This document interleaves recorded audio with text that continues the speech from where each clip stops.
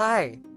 Today, we're going to dive into the story intersection of technology, psychology, and crime. In this world, there are memory detectives, people with the ability to enter others' electronically aided memories. They are often used to resolve psychological conflicts and, at times, to prove someone's innocence in a crime.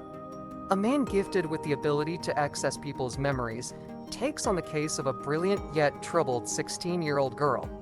His goal is to determine whether she is a sociopath or a victim of trauma. Make sure to hit the like button and subscribe for more interesting stories that we upload weekly. Now, let's dive into the story.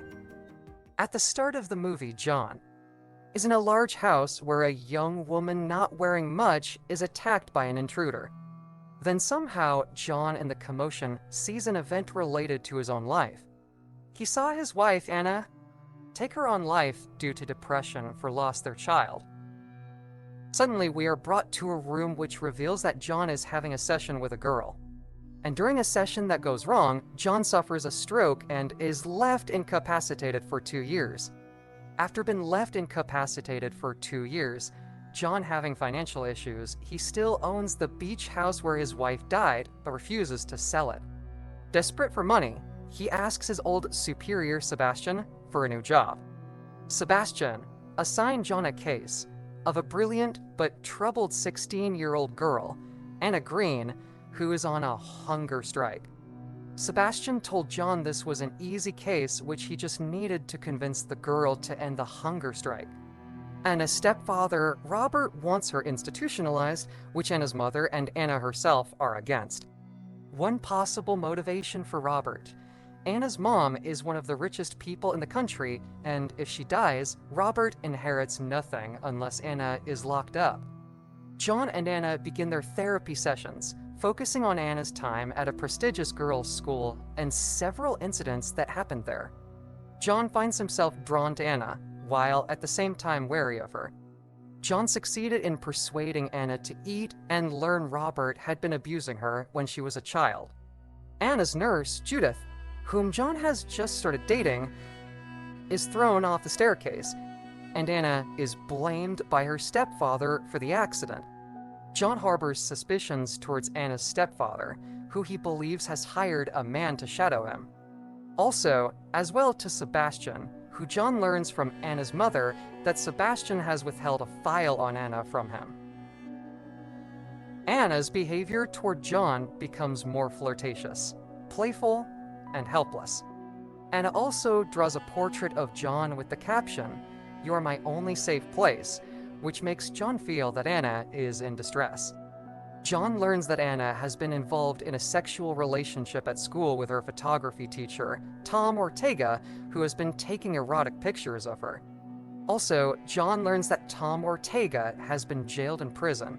To pursue what really happened, John visits the prison where Ortega was, and when he interviews Ortega, who is now serving time in prison, he insists that Anna was the aggressor and set him up. Also, her family had a lot of influence, had put him in prison, and cover many crimes that Anna had done, including the accident of the 3 students died because poison.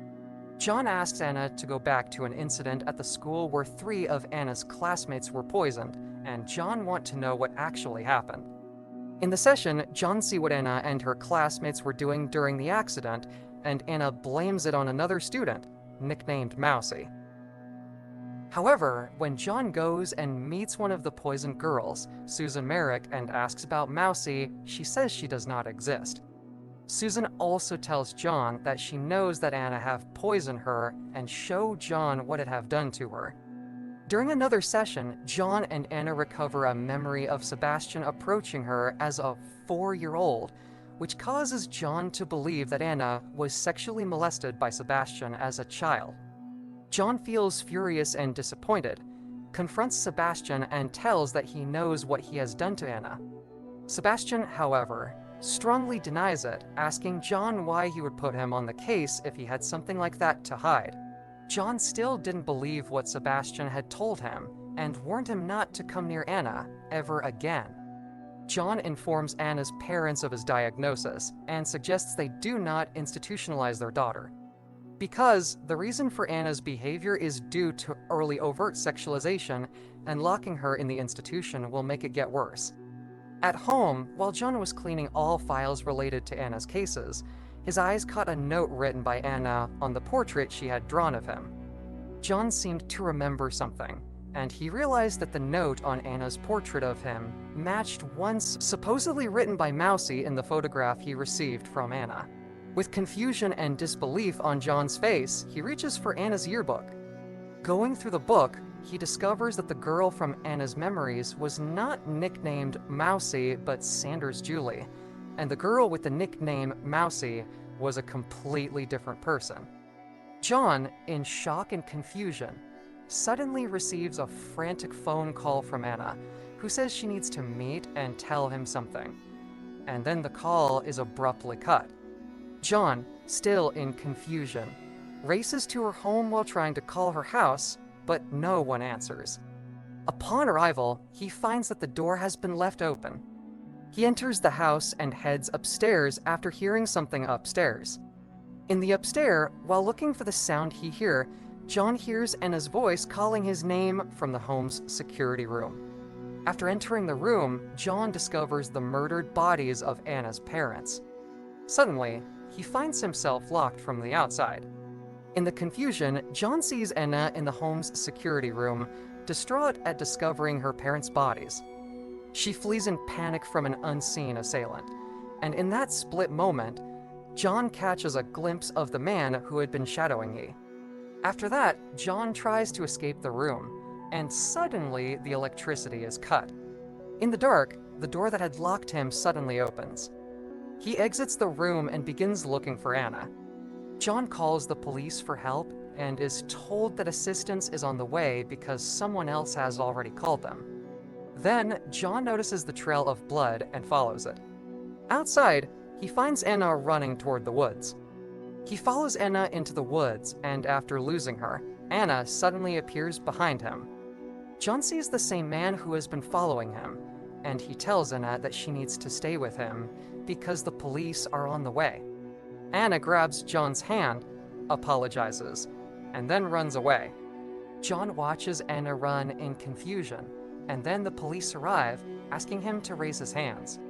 At the same time, John notices the blood on his hand and, in shock, raises his hands.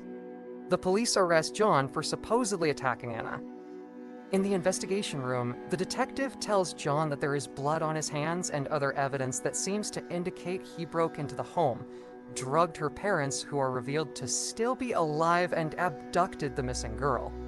Even when John tries to tell the truth and share the facts about someone else being there that night, the police insist that all the evidence is against him, and he will be locked in prison. As the detective was leaving the room, John sees the man who had been following him.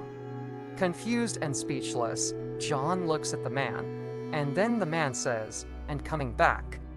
Now, it is then revealed that John was having a session with another memory detective after being jailed to recover the truth about Anna. The memory detective concludes that Anna manipulated her own memories to frame John as her killer, exploiting his vulnerability due to the loss of his wife. It appears she faked her own death to escape her parents, who she knew would never stop searching for her if she were alive. The memory detective told John that the new discovery from the session will be presented to the court. However, the weight of the evidence from the session is not as substantial as the eyewitness testimonies. The only way to clear John from the crime is if Anna comes forward.